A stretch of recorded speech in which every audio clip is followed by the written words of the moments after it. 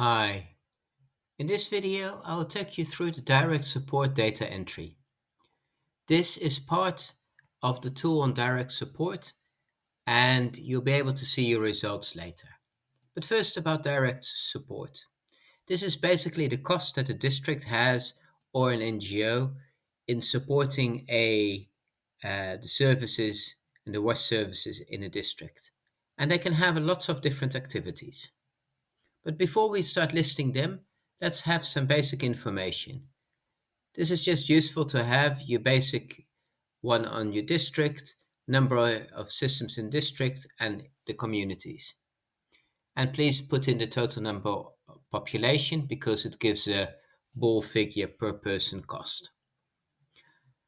Now let's have a look at the nitty-gritty detail of direct support cost. There is a list here of all different things that could be done to support the WASH services. Have a look at it. You might find it's a little bit longer than you normally think about it, but it is all part of WASH services. And one of the things is you might find there were costs you didn't realize you should include as well. So before you decide deleting it, consider if it is part of the system strengthening or not. You can, of course, change here. If you want it, you can change it differently and different roles that are there.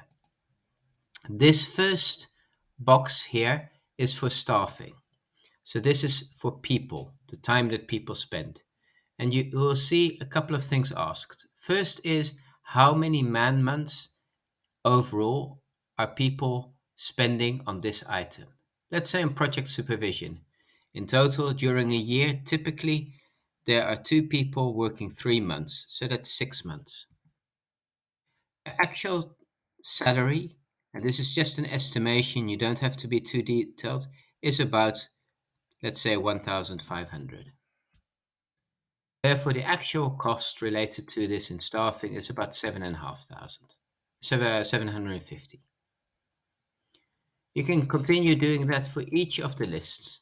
Let's say water quality monitoring, it's usually one person 1 month in the year, and his salary is a more senior person, he has 3,000. This is for the whole annual salary. Once you've done that, have a look how much is actually needed. What would be the ideal situation? And the biggest change in this is not the salary, because changing salaries is a big government component, but it is more in the times that people are spending on it. So in this example, we say we actually need twice the amount of people to do proper supervision. So it is factor 2 bigger.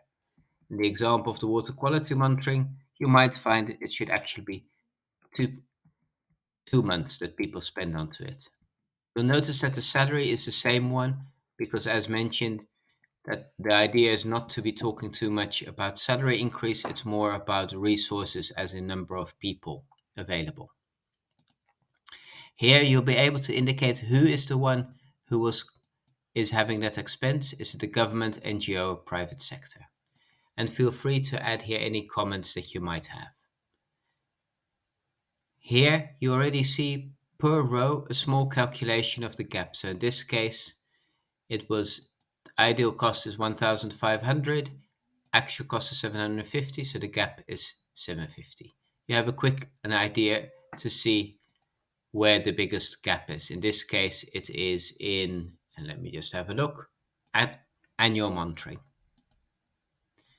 Down here, you will see other expenses. So this is not staff, but actual costs. And this could be per diems, could be transport costs, meeting rooms. And this is just a ball figure. You only fill in here column E, and it could be, for instance, 10,000, whatever you have or what you think is realistic. And what do you think is actually, in an ideal case, how much would it be? And you might say, one more meeting per year would be good. And also here, your gap is calculated. And that's it. Thank you very much.